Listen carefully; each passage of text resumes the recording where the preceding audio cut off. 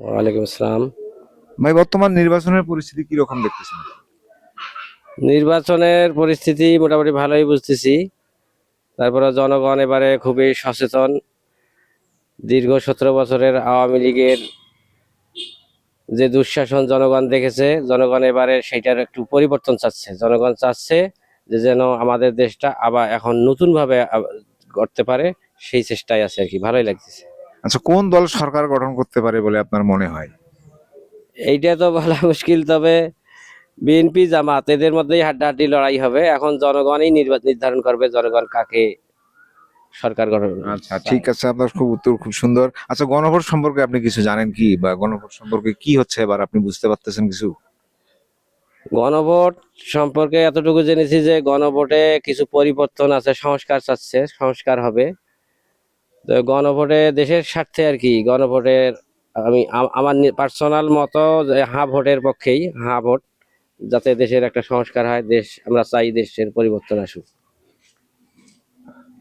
সর্বশেষ, আচ্ছা, আসলে এবারে যে নির্বাচন হচ্ছে, নির্বাচনে আপনার কোনো সংশয় আছে কিনা? নির্বাচন কি সুষ্ঠু হবে বলে আপনার মনে হয়?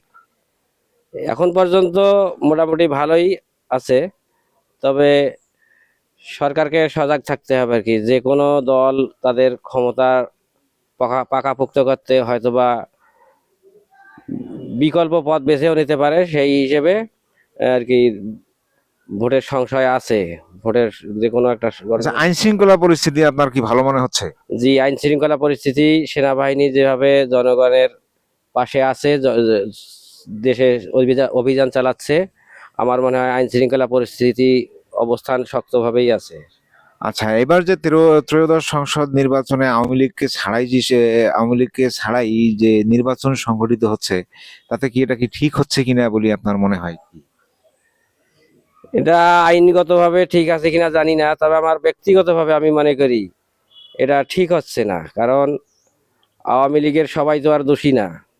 আওয়ামী লীগের যারা সাধারণ জনগণ, তারাও আজকে এতদিন বিএনপি জামাত সহ অন্যান্য দল যেমন ভোটের অধিকার পায়নি বলে বলে অভিযোগ করেছিল, ঠিক একই অভিযোগ আওয়ামী লীগ ভবিষ্যতে করলেও বলার কিছু নাই। কাজেই আওয়ামী লীগেরও দেশে নির্বাচনে অংশগ্রহণ করা উচিত ছিল বলে আপনার মনে হয়? উচিত ছিল। জি, আচ্ছা, আচ্ছা, ধন্যবাদ আপনাকে। ভালো থাকবেন। আসসালামু আলাইকুম। আসসালামু আলাইকুম। ওয়ালাইকুম আসসালাম। কেমন আছেন আপনি? আলহামদুলিল্লাহ।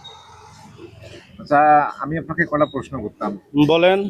আপনি বর্তমান নির্বাচনের পরিস্থিতি কি দেখতেছেন? ভালো দেখতেছি।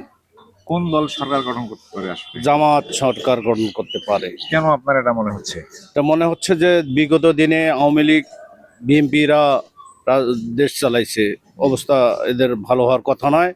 নতুন দল হিসাবে জামাতকেই আমরা সাপোর্ট করতেছি। আচ্ছা, আচ্ছা, আচ্ছা, এবার যে গণভোট হচ্ছে, আপনি কি এই বিষয়ে কিছু জানেন? হ্যাঁ, জানি। গণভোটে আপনি কোন পাশে ভোট দিবেন এখন? হার পাশে ভোট দেবো। মানে গণভোট কি কারণে হচ্ছে, কোন এটা কোন হচ্ছে- বিষয়ে সংস্কার হচ্ছে আপনি জানেন কিনা? হ্যাঁ, জানি। তত্ত্বাবধায়ক সরকার থাকবে। এক টাইম মানে দুই টাইমের বেশি কেউ থাকতে পারবে না ক্ষমতায়। আর বিচার ব্যবস্থা নিরপেক্ষ হবে। কোনো রাজনীতি বা কারো কোনো কথা শুনবে না তারা।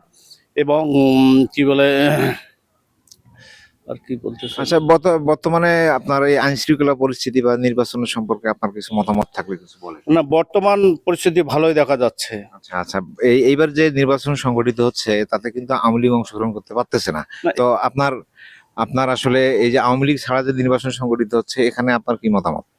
ঘটনা হচ্ছে যে বিগত 17 বছর ফেসিবাদ সরকার ছিল, তাদেরকে বিতাড়িত করা হয়েছে।